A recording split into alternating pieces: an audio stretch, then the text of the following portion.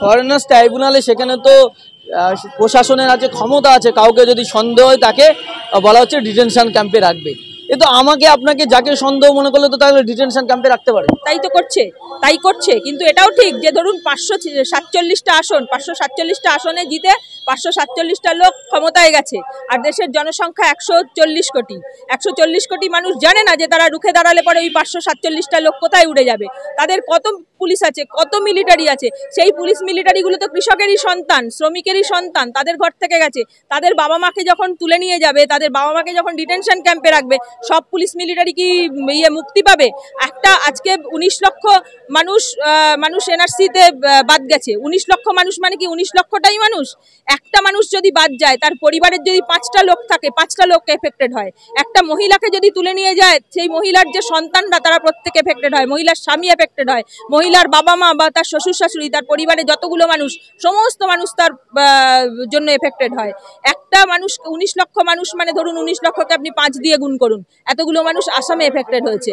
আজকে আসামে 28 লক্ষ মানুষের আধার কার্ড ব্লক করে রেখে দিয়েছে, এই খবরগুলো সামনে আসেনি। হ্যাঁ, আজকে মানে ব্যাপারটা এরকমই হবে। আজকে যারা পুলিশ মিলিটারিতে চাকরি করে, যারা অন্যদেরকে তুলে নিয়ে যাবে, তাদের পরিবারও এফেক্টেড হবে, তাদের পরিবারও কিন্তু এনআরসির শিকার হবে, তাদের মা বাবাকেও তুলে নিয়ে যাবে। তখন তারা কোথায় যাবে? তখন তারাও বিদ্রোহ করবে। এত সোজা হবে না ব্যাপারটা, কারণ ওরা যে গর্ত খুঁড়ছে সেই গর্তে ওদের নিজেদেরকেও পড়তে হবে।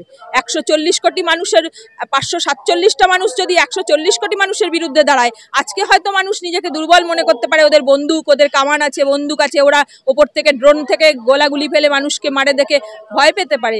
কিন্তু আগামী দিনে একটা দিন মানুষ কিন্তু প্রাণের ভয় তাদের কাছে তুচ্ছ হয়ে যাবে। যখন দেখবে যে আমরা এতটাই ক্ষতি ওরা আমাদের করছে যে প্রাণের ভয় যখন তুচ্ছ হয়ে যায় মানুষের কাছে, তখন কিন্তু মানুষ বড় ভয়ঙ্কর হয়ে যায়। সেদিন কিন্তু এই 140 কোটি মানুষ ঘুরে দাঁড়াবে। এত সহজ হবে না হিসেবটা। গতকাল স্বরাষ্ট্র দপ্তরের পক্ষ থেকে ঘোষণা করা হয়েছে যে সমস্ত রাজ্য এবং কেন্দ্রশাসিত যে অঞ্চলগুলো রয়েছে প্রত্যেকটা জায়গায় ডিটেনশন ক্যাম্প তৈরি করতে হবে। নতুন করে গিয়ে ফের এনআরসির দামামা বাজলো। এটা কোনো নতুন কথা নয়। এই এনআরসি মানে প্রত্যেক রাজ্যে রাজ্যে ডিটেনশন ক্যাম্প করার কথা এটা 4-5 বছর আগেই বলা হয়েছে, এবং কেরালা থেকে শুরু করে অন্য জায়গাগুলোতে এর প্রক্রিয়াও শুরু হয়ে গিয়েছিল।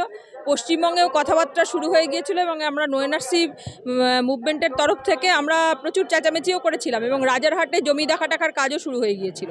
এবং জানি না আমাদের চেঁচামেচির কারণেই হোক বা যে কারণেই হোক এটা স্থগিত হয়ে যায়। অন্তত পশ্চিমবঙ্গে তো এটা স্থগিত হয়েই যায়।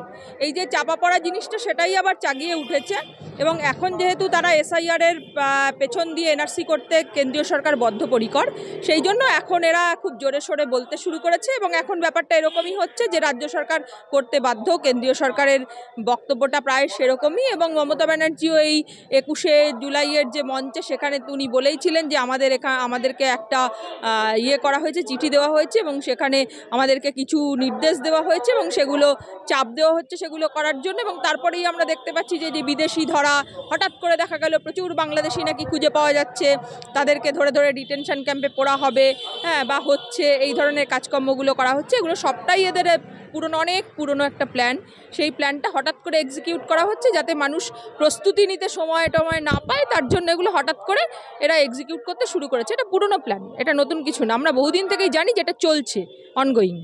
আমরা দেখেছিলাম যে 2019 সালে যখন এনআরসি আন্দোলন হয় সেই সময়ে আমরা দেখেছিলাম যে কেন্দ্র সরকার পিছু হটেছিল, আপাতত এনআরসি হবে না বলে অমিত শাহ বলেছিলেন।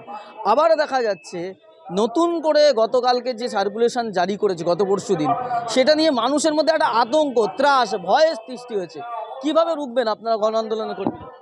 ওরা কোনোদিনই পিছু হটেনি। ওরা যে সময়টা মানে হয়েছিল, কোভিড এসেছিল, সেই কোভিডের সময় ওরা একটা জাস্ট মুখ লুকোবার জায়গা পেয়েছিল। কিন্তু কোভিডের আড়ালে ওরা যেটা করেছিল যে প্রতিটা বিষয়ে এই যে লিঙ্কিংগুলো করেছিল, প্রতিটা কাগজের সাথে লিঙ্কিং করে প্রত্যেকের তথ্যগুলো ওরা সাজিয়ে গুছিয়ে নিয়েছে।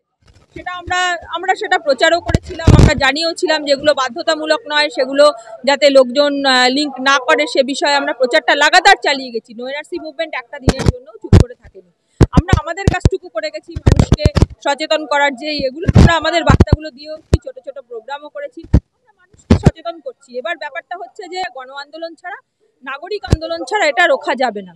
আর এই যে মানে রাজনৈতিক দলগুলো রয়েছে, এই রাজনৈতিক দলগুলোর কাছেও আমরা আহ্বান জানাচ্ছি, কারণ এটা এত বড় একটা সমস্যা, গোটা দেশের প্রতিটা মানুষের 140 কোটি জনগণের সমস্যা, এটাতে মানুষকে নামতেই হবে, পথে নামতেই হবে।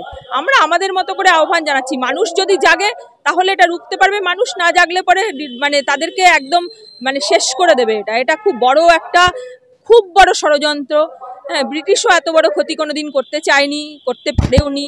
এটা একটা আন্তর্জাতিক ষড়যন্ত্র এবং এটা আন্তর্জাতিক যে কর্পোরেটগুলো তাদের কাছে দেশটাকে পুরোপুরি বিকিয়ে দেবার জন্য এরা এই কাজগুলো করছে। সেটা হবে, মানুষ যদি নিজের ক্ষতি না চায় মানুষ রুখে দাঁড়াবে, আর মানুষ রুখে দাঁড়ালে মানে এরা পিছু হটতে বাধ্য হবে। হ্যাঁ, যেটা আমরা 2019-এই আমরা অনেকটা দেখতে পেয়েছি।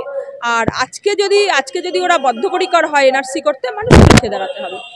আমরা দেখেছিলাম কিছুদিন আগে কোর্ট একটা রায় দিয়েছিল যে প্রধানমন্ত্রীর যে এডুকেশন কোয়ালিফিকেশন সেটা আপনারা চাইবেন না, কিন্তু প্রধানমন্ত্রী, স্বরাষ্ট্রমন্ত্রীর দপ্তর যারা সরকার চালায় সেই স্বরাষ্ট্রমন্ত্রীর দপ্তর মানুষ নাগরিক কিনা তার ডকুমেন্ট চাইছে, এটা কি করে হতে পারে?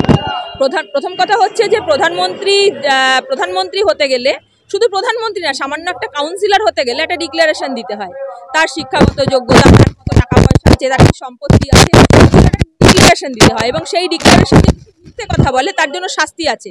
তো সেটা প্রধানমন্ত্রী যখন হয়েছেন তিনি তো কিছু একটা ডিক্লারেশন দিয়েছিলেন, এবার সেই ডিক্লারেশন যেটা তিনি দিয়েছিলেন তো সেই ডিক্লারেশনটা তার দেখাতে অসুবিধাটা কোথায়, সেটা তো দিয়েই তিনি করেছিলেন। এবং সেটা যদি মিথ্যে প্রমাণিত হয় তাহলে ভারতের আইন অনুযায়ী অন্য মানুষের জন্য যে শাস্তির বিধান আছে তার জন্য সেটা আছে। তো এটা তো শাস্তিযোগ্য অপরাধ যদি উনি মিথ্যে কথা কিছু বলে থাকেন। তো এটা কি করে একটা মানে হাইকোর্ট, একটা কোর্ট বলতে পারে যে উনি দেখাতে বাধ্য নন? উনি যদি দেখাতে বাধ্য নন, আমিও দেখাতে বাধ্য নই, তাহলে আমিও আমার কাগজ দেখাতে বাধ্য নই? এই প্রশ্নগুলো করা যেতেই পারে। নিশ্চয়ই আমাদের দেশে আইনজ্ঞ কেউ কম নেই, আমাদের দেশে আইন আছে, আইনজ্ঞও আছে, তারা নিশ্চয়ই এটা নিয়ে জনস্বার্থ মামলা করবেন।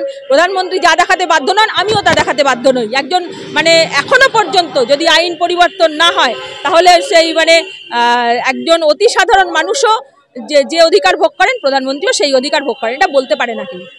2019 সালে এনআরসি আন্দোলনের সময় একটা আওয়াজ উঠেছিল, কাগজ আমরা দেখাবো না, আপনারা সেই আওয়াজ আবার তুলবেন? একদম, সেই আওয়াজ আমরা এখনই তুলছি।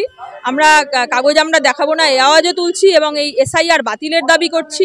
এসআইআর আজকে আমরা এটা বলছি যে এসআইআর এ যে ডকুমেন্টস চাওয়া হচ্ছে সেই ডকুমেন্টস প্রায় কারোর কাছে নেই। মানে আমাদের দেশের যা অবস্থা, যে ধরনের, খুব মজার কথা যে আজকে যে পাসপোর্ট চাওয়া হচ্ছে সেই পাসপোর্ট তৈরি হয় আধার দিয়ে, এবং এই আধারকে বলা হচ্ছে যে আধার কোনো ডকুমেন্টসই নয়। আধার যদি ডকুমেন্ট না হয় তাহলে আধার দিয়ে তৈরি ডকুমেন্ট, পাসপোর্টটা ডকুমেন্ট হয় কি করে? এই যে ধরনের মানে অদ্ভুত সমস্ত কথাবার্তা এরা বলছেন, এই ব্যাপারটা এর পরে দেখা যাবে যে 11টা ডকুমেন্টও যদি কেউ দিয়ে থাকে তার কাছে 12তম ডকুমেন্টটা চাইবে। এটা আমাদের আসামের অভিজ্ঞতা, আসামে আমরা দেখতে পেয়েছি। এবং এই আজকে যে ফরেনার্স ট্রাইব্যুনাল যেটা হয়, সেই ফরেনার্স ট্রাইব্যুনালে ভয়াবহ অভিজ্ঞতা হয়েছে আসামের। আপার আসামের লোককে নিয়ে গেছে লোয়ার আসামে, 500 কিলোমিটার 600 কিলোমিটার দূরে নিয়ে গেছে, কোলের বাচ্চাটার পর্যন্ত ডকুমেন্ট প্রমাণ করতে হয়েছে, বাচ্চা মারা গেছে মানুষের। এবং এগুলো দরিদ্র মানুষদের ওপর সব থেকে বেশি প্রভাব পড়ে, তারা যাতায়াতের ভাড়া জোগাড় করতে পারে না। বহু মানুষ, 40,000 লোক আজকেই আমাদের এখানে বলছিলেন যে 40 লক্ষ মানুষের ওপর প্রভাব পড়েছে, বহু মানুষ মারা গেছে, সেগুলো খবরে আসেনি। তছনছ করে দেওয়ার লক্ষ্য হচ্ছে যে এই গরিব মানুষগুলো অধিকাংশ মারা যাবে এইগুলো করতে গিয়ে। এটা তো মানে তখন আসামে লোকে বুঝতে পারেনি যে কি হতে চলেছে, কিন্তু আজ তো আমাদের সামনে ইতিহাস রয়েছে। মানুষ রুখে দাঁড়াবে, মানে মুভমেন্ট উঠবে। এত সহজে মেনে নেওয়া কিন্তু মানুষ যায়, মানে মানুষ করে না, মানুষ কিন্তু এই রুখে দাঁড়ায়। ওরা যা চাইবে তাই হবে, এটা যদি ভেবে থাকে এটা কষ্ট কল্পনা, এটা হয় না। শর্মিষ্ঠা রায়।